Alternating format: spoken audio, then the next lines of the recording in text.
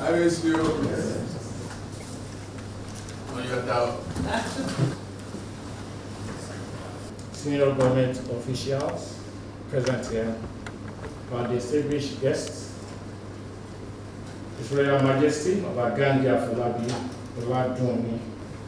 your high regard for transitional institutions in Nigeria, Ogbomoso. And his entourage, it's my pleasure to welcome you.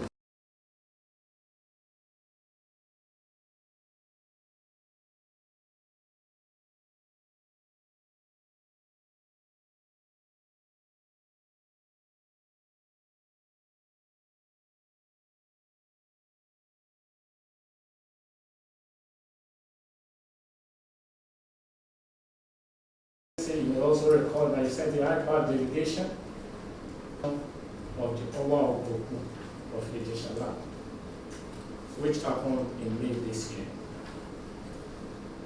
Not in doubt, especially given the role they play in maintenance of peace. Be a protocol of Your Excellency.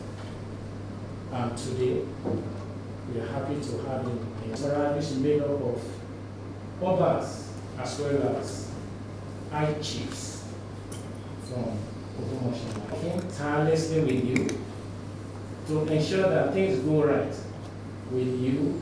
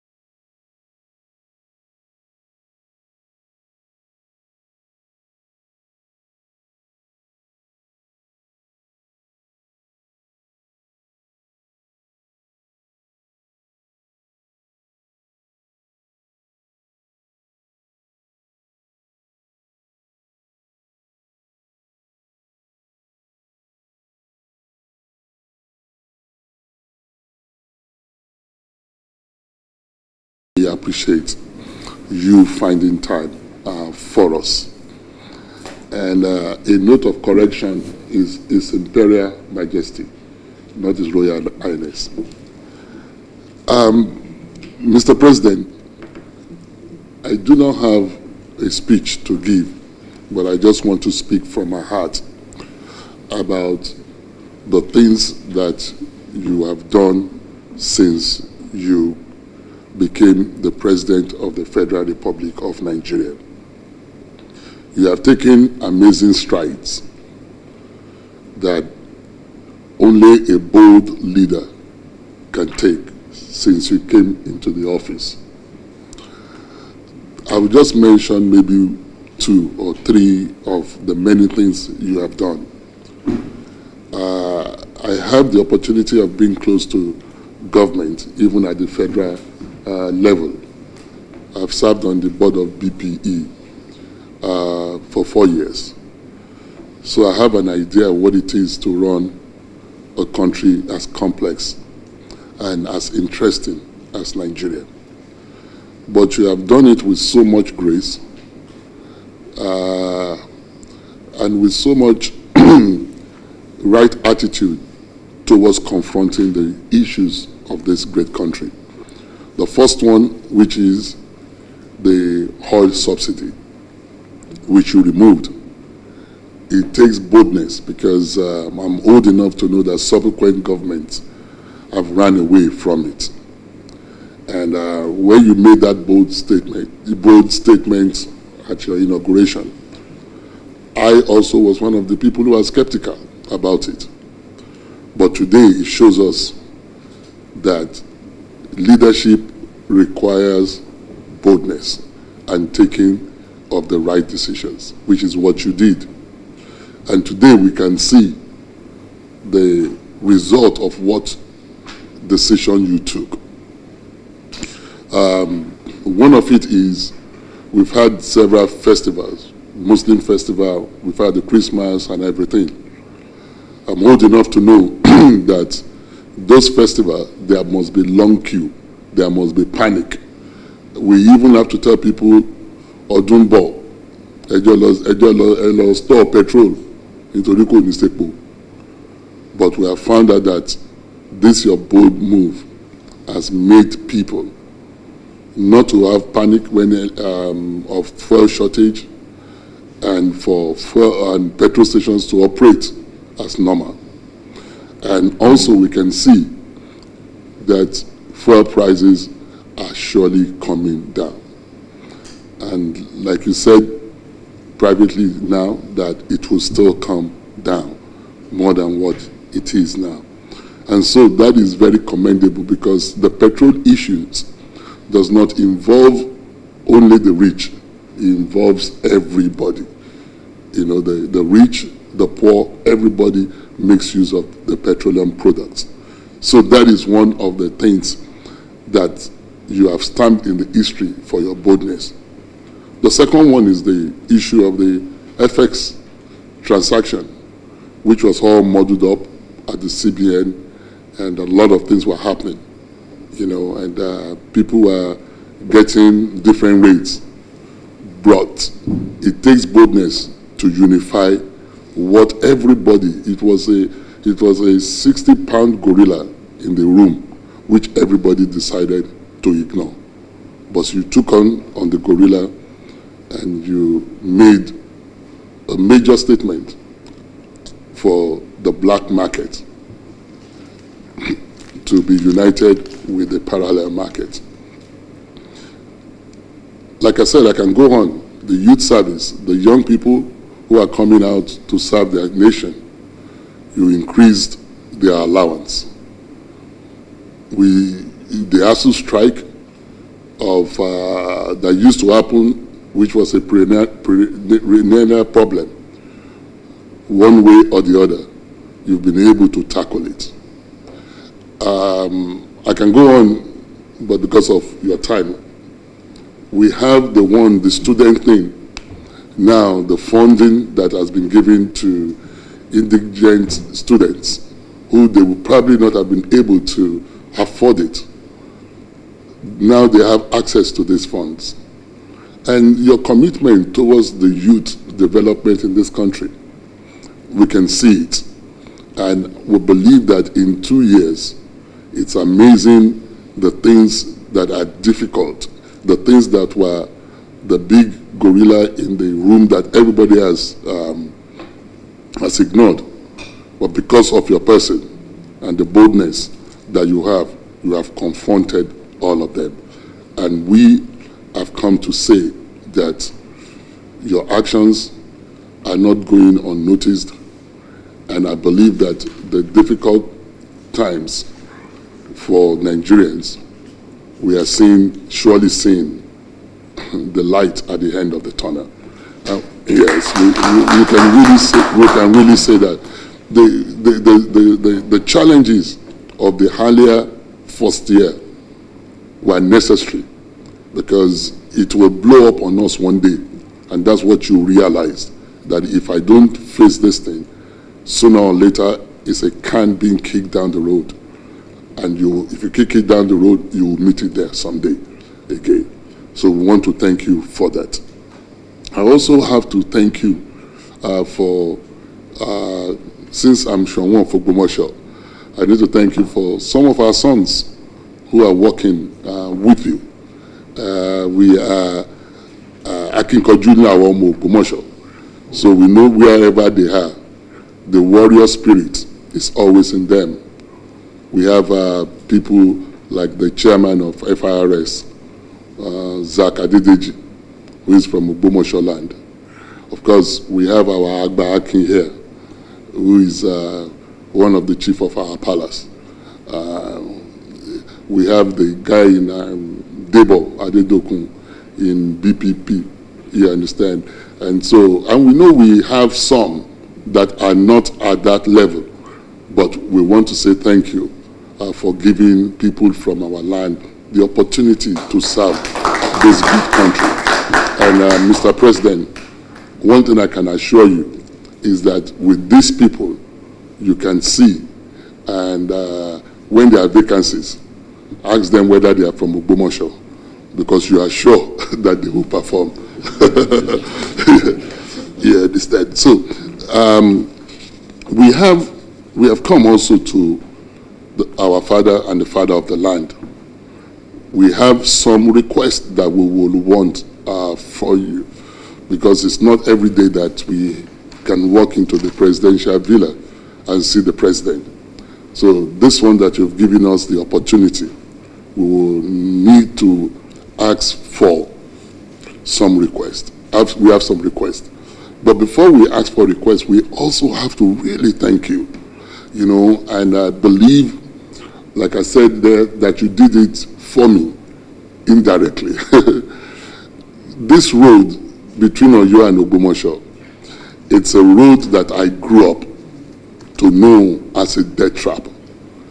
Thousands of lives, and I mean literally thousands of lives, have been lost. Thousands, if not, millions of money has been lost on that road because it was a death trap. Trailers, it's an everyday occurrence for trailers to fall on that road. And that one way or the other, you miraculously awarded the thing. What everybody, and I mean this road has been like that for over 40 years. I grew up to know the road as bad road. And you decided that this road must be done. It affected the economy of the town. It affected the economy of the country. I remember that there were trailers line of nearly 12 miles between Ilorin and Ogbomoso at a time. You just go on and continue to see trailers and trailers. I remember, just to give an incident, that a trailer was coming from the north. He had goats and cattle he was transporting it to the south.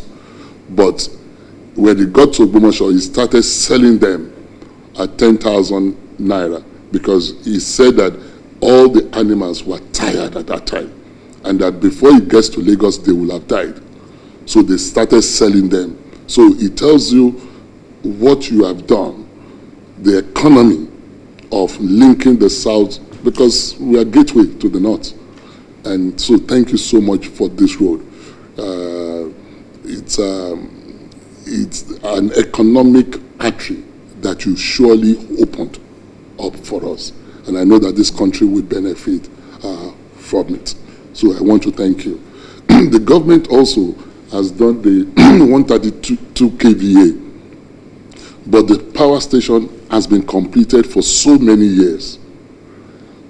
But the transmission from where they call Gomo, somewhere near Ilorin, we heard that the contract has been given out. Since I came also, the Minister for Power has been there to assure us. They said they've given it to somebody else. But the city is most of the time, and Mr. President, this town is the second largest town in Oyo State. It used to be, historically, it used to be about the third largest. Where you mention Lagos, you mention Kano, the other town you will mention is Ogbomoso. But because Ogbomoso is not the capital, other towns like Abeokuta, like Akure, like Ado-Ekiti, all those ones that we were bigger than, and not even to talk about Osogbo, because they were capital cities, they have now overtaken us. I do not feel that a town like Ogbomoso that comprises of 5 local governments is what makes Ogbomoso local government. Should be in the state where it is. And so, Mr. President, we would like that transmission, 132 kVA, to be connected so we can at least enjoy light a little bit in that town, because we are most of the time in darkness in Ogbomoso. So, and the major one we believe has been done, but the transmission to it. Then our water project. We do not have good running water, and Ogbomoso has 2 dams. So for us to have 2 dams and not have running water, it's something like a shame for us. And so we will want the Mr. President, for you to help us through the water resources. I met with the SGF some time ago, and I mentioned this to him last year. And he got in contact with, he told me he will get in contact with the water resource minister, but nothing has been done. We need the help of the federal government, because this is a mighty and a big town. But for other parts of the local government, where we find out that they do not have a water system, we will want, if we can choose some of those places and at least give them commercial boreholes. So, because water is life. A lot of the sickness that people go through, they are waterborne diseases. So if we can get help in all the other local governments and be able to give them water, we will really appreciate this. Another thing is we feel we need a federal presence in Ogbomoso, because one of the things federal president does is it gives people employment. The larger the head, the larger the headache. The headache we have a lot is that we have a lot of our youth a lot of people who don't have jobs, not only youths. And federal presence will at least be able, everybody wants a job in Lautech or Bowen. For a town that big, not only 2 places should they be looking for jobs. So any federal presence that we can have, it will help our town. It will help us to at least have people have basic job. And so, and once there is no job, of course, crime is high, which is what is going on in Ogbomoso now. We're thinking about our general hospital. We have one there. If we can be upgraded to an federal medical center, it will also help us a lot, because of the same thing, for jobs, for opportunities for people.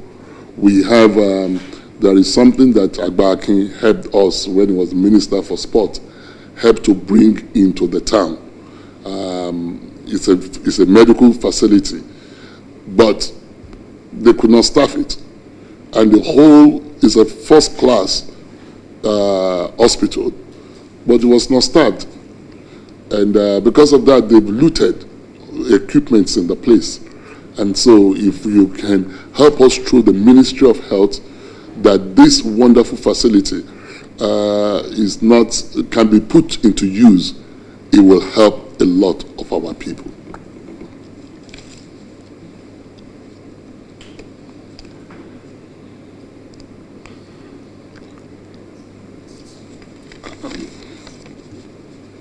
The other thing we are also looking for from the presidency is, which I have to say is, we believe a lot in your government.